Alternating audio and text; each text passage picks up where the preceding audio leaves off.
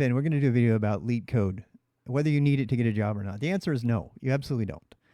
And I'm going to get all kinds of hate about this. And there's been already people that have been, worried in the chat, and they're asking the question, am I wasting my time doing LEETCODE? I personally think you're wasting your time.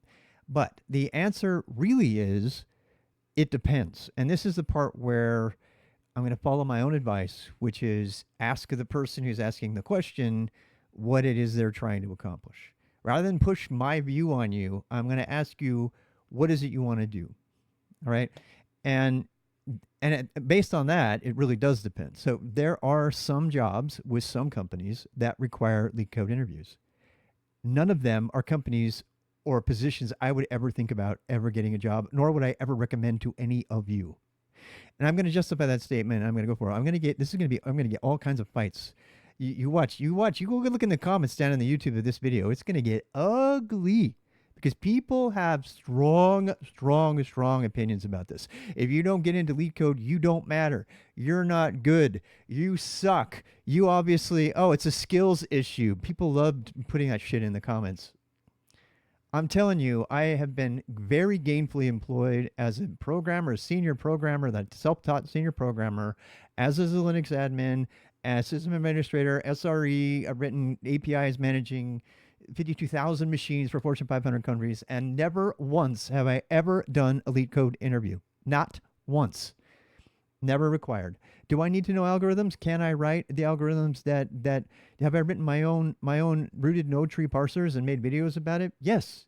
Do I have all of the algorithm books that cost $130? Yeah, I bought that stupid book to get like one little section out of it because I needed it for something I wanted to make, specifically Pegin, parsing expression grammar notation, my extension to Peg, so I could write my own languages because I wanted to learn it. Should you learn data structures and algorithms? Yes, you should. You should eventually learn data structures and algorithms. But should you spend hours and hours and dollars and dollars and dollars slogging through LEETCODE so that you can pass some crazy, stupid, non-scientific whiteboard interview, possibly by describing your feelings and as you're going through the failure that everybody does on the whiteboard, because nobody ever succeeds at those things? There's another video about what I think about whiteboard interviews, and that video's got to be all by itself, and that's going to be one big ass rant because they're not scientific. They're not founded in basis of science. If you want to be a senior software architect who is writing their own hash map algorithms or contributing to low-level source code and any number of things like that, then yes, you do need this thing. You do need LEETCODE for that kind of thing. You probably also need a PhD in computer science or something like that, but everybody else doesn't. And when I say everybody else, I'm talking about, I have no numbers for this, but I would suggest that probably 80% of the tech jobs that are out there do not require knowledge of LEETCODE. The end. And if you like LEETCODE, if you like to code and you like to code really quickly and code the best possible algorithm, great. That's great for you. I'm happy for you, but it's not required to get most jobs in tech. It's not. It's just not. It's not. It's really not. So don't do it. It's a waste of time. If your priority is to get a job, learn the basics of programming, produce a bunch of trustworthy code on GitHub or elsewhere that proves you know how to do what it is you want to do on a job, create an API, write your own microservice, do those sorts of things, and then apply. If there is a company that is gatekeeping you, that won't even let you apply unless you produce some sort of LEETCODE, filter, run screaming the other way. You don't want that job anyway. I promise you, you don't. Any company that filters their employees by stuffing them through a totally subjective LEETCODE sufferfest deserves to die. Seriously, it's not scientifically proven to prove you know what you're doing. It doesn't show how well you're going to work on a team. It doesn't show your commitment to projects. It doesn't show anything about how well you're going to be as an employer. It doesn't even show how smart you are. It just shows how well you've got at passing LEETCODE quickly. Look, if you like it, if you enjoy it, great. I'm super happy for you. You're probably a really brilliant, awesome human being. And I know a lot of people who do like this stuff. And I'm not saying don't do it. I also know a lot of people that like Arch. Arch is not going to get you a job. It's not. It's great. It's a great operating system. It's a great distro for Linux. We're not going to go there. But my point is, just because it's good and because it works for certain people doesn't mean it's actually going to get you the job. It's not. There.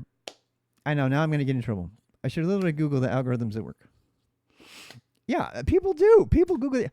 But look, the people who justify LeetCode, they always present the same false information. They say that these things prove that you know how to think. Show me the money. Show me the evidence of that.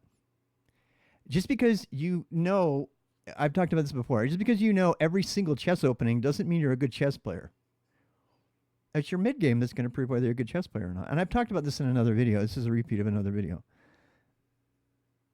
I mean, you can memorize, just look. Do you not have to know how to do for loops? Yes. Are you going to benefit? Are you going to be a better programmer because you've done LeetCode? Yes, you are. Is it required to get a job? No, absolutely not.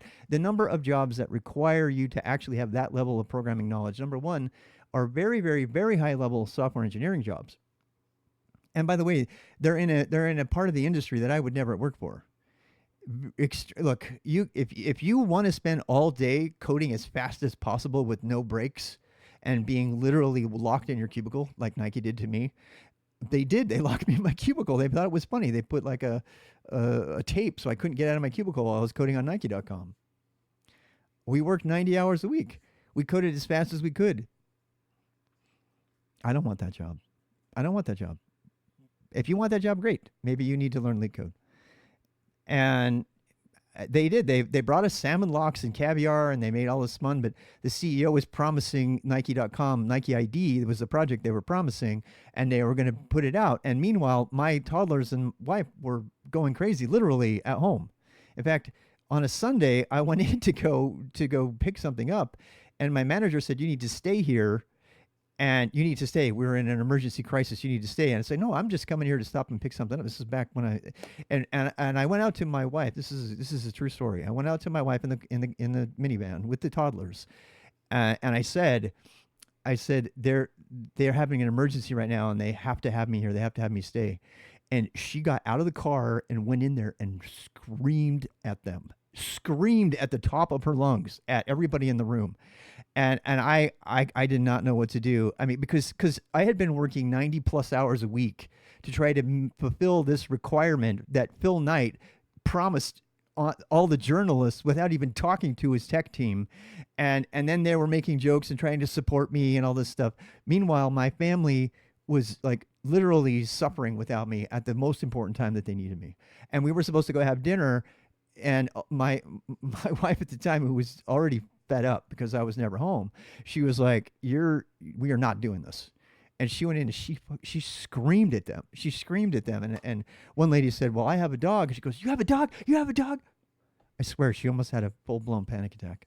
And I don't swear. And I left the cubicle and I said, as I was walking out, I thought I was going to lose my job. I thought I was going to lose my job for leaving that day because it sounded so critical. And I walked out, and on the way out, I said, this is not fucking worth it. And you have to understand, I was Mormon at the time. Using the F word back then was a big deal for me. And I knew that everybody in the room heard it and that I was abandoning them. The next day, you know what they did? They brought me in. They sat me down. My manager brought me in, and she goes, I understand that you're having problems with your transmission and you need to get your transmission fixed. We would like to pay for that for you. I'm like, what? I was expecting them. I was like, oh, here we go. I was expecting to get fired right on the spot. Why am I telling you this story right now?